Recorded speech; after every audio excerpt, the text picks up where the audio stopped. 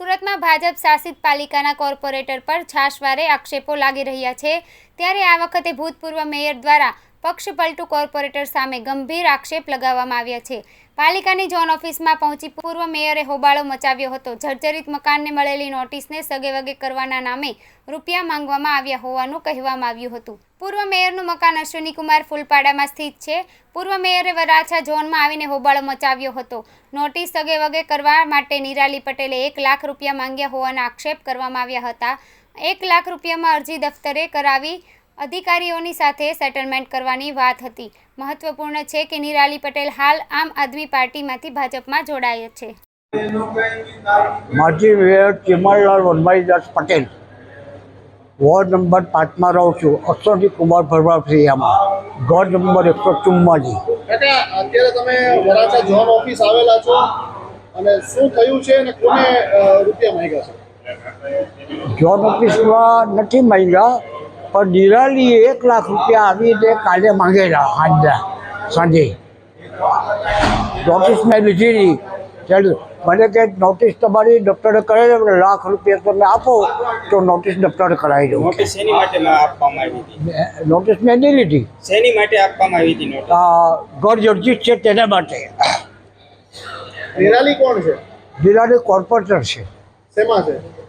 હવે એ અત્યારે આપમાં છે કે ભાજપમાં જ છે અત્યારે બનતા હોતી। કઈ રીતે પૈસા માંગ્યા, શું કહો છો તમે? અને એનું અગાઉ પણ તમે કહેવામાં આવે છે કે અગાઉ પણ બીજા બધા પાસે પૈસા ઉઘરાવ્યા, શું છે એની વિગત?